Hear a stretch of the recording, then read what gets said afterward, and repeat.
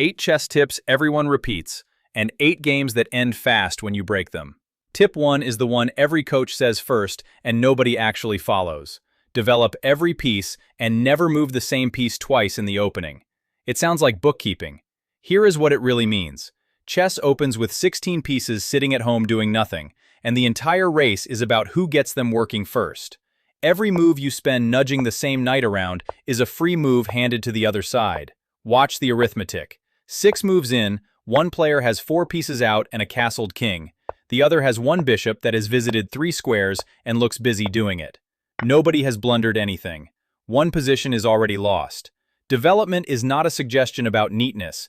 It is a countdown, and the player who finishes it first gets to choose where the fighting happens.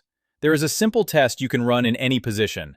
Count how many of your pieces have left the back rank, then count his. If he is 2 ahead, you are not slightly behind, you are about to be attacked, and every attack in chess is paid for with exactly this currency: time. Not material, not squares, moves. Tip 2. Knights before bishops, and this one has an actual reason behind it. Your knight has almost no choice in the opening.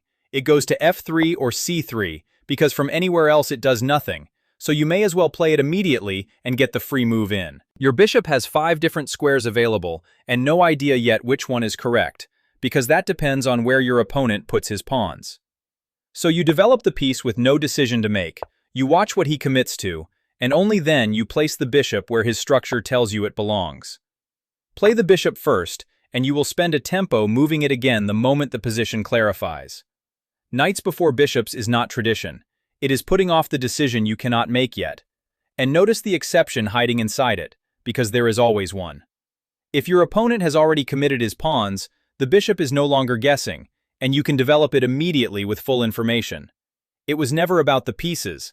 It was about who has to reveal his plan first. Tip 3 you have heard 1,000 times. Do not bring your queen out early. And unlike most advice, this one is enforced by the board itself. Play 1, e4, e5, and then rush the queen to h5, aiming at that weak f7 square, threatening mate in 1, feeling clever. Black plays a knight to c6, defending the pawn and developing. Now the queen sits in the open with nothing to do, so the greedy move is to grab the pawn on e5. It is defended. The knight simply takes the queen off the board. 2 moves of ambition, and the strongest piece in the game is gone. That is the mechanism nobody explains. The queen is not too valuable to move, she is too valuable to be attacked. And in the opening, every single piece your opponent develops arrives with a threat attached.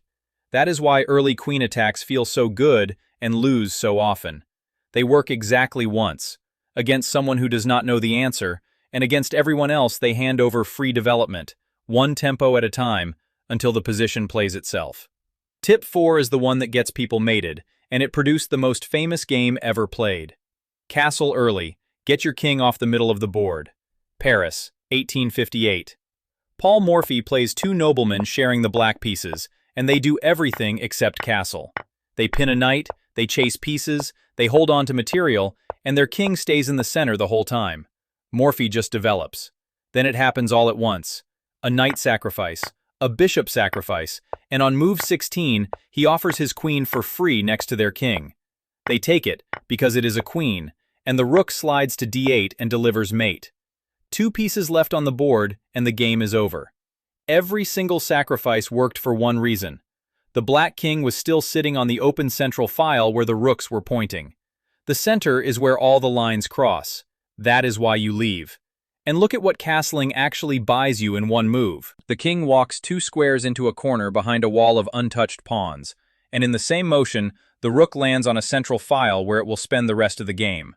1 move, 2 problems solved, and the players in that game never got around to it. Tip 5. Do not go pawn hunting while your pieces are at home. The most common way beginners lose has nothing to do with tactics they missed. It is grabbing something that looked free. Here is the classic punishment. A normal Italian opening, and white throws a knight at f7, the square only the king defends. Take the knight, and the king is pulled out onto e6, in the middle of the board, on move 6, with the whole white army arriving. It has a name, the fried liver, and it has been eating beginners for 400 years. The pawn was real. The problem is that you paid for it with the only thing that cannot be replaced, which is the safety of the one piece you are not allowed to lose. And there is a tell you can use in your own games. If taking something means your king moves, or means your last defender leaves, the material is bait. Not always, but often enough that the question is worth the 10 seconds it costs you to ask it. Tip 6 is the same lesson at full volume. When something enormous is hanging, count first. In this position, black has just pinned the white knight against the queen, which normally means the knight is frozen. So white moves it anyway, takes a pawn, and offers the queen. Black takes it, of course he does, it is a queen for a knight. And then the bishop checks on f7, the king steps forward, and a knight lands on d5. Checkmate. Black is a full queen up, and the game is finished. It is called legal's mate, and it is the cleanest proof of the point underneath all of this. Material is not the goal. Material is how you buy the goal. A queen in your pocket is worth nothing on a board where your king has no squares. And notice the assumption that killed him. He believed a pinned piece cannot move. A pin is not a chain. It only means moving costs you something, and the moment that something is worth less than what you get, the piece moves anyway. Tip 7 is not about the opening at all, and it kills more good positions than any of the above. Give your king an escape square. Look at this ending. Both sides have a rook, both sides have 3 pawns sitting untouched in front of the king, everything is equal, and it is completely lost. One rook slides to the back rank, and it is mate on the spot. Not because anybody attacked, but because the king is sealed in by his own pawns, and there is nothing between him and that rank. This position appears in thousands of games every single day. The whole cure is one quiet pawn move, pushed at some point when you had nothing better to do. One square, opening a hole for the king. Beginners think a move like that is wasted. It is the cheapest insurance in chess. And once you know the pattern, you start seeing it from the other side too, because your opponent has the same weakness.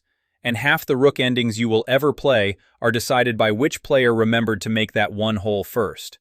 Which brings us to the last one, and it contradicts everything you just heard. Get your king into the game.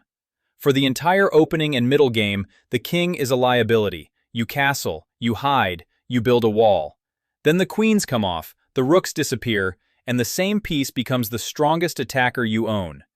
In a pawn ending, the king marches up the board, shoulders the enemy king aside, escorts the pawn to the last rank, and wins the game by himself. There is even a name for that shouldering, the opposition, and it decides who has to step aside. A king that spent the whole game hiding shows up 3 moves too late, and games are lost by exactly that margin. 2 kings facing each other with 1 square between them, and whoever is not to move controls the ground in front. That is it. That is the whole mechanism that decides most pawn endings, and it is the same piece you spent 40 moves protecting. Which is the real point of all 8 of these. None of them are rules. They are shortcuts, written down because they are right most of the time, and knowing which one has stopped applying is the entire difference between a player who follows advice and a player who understands it.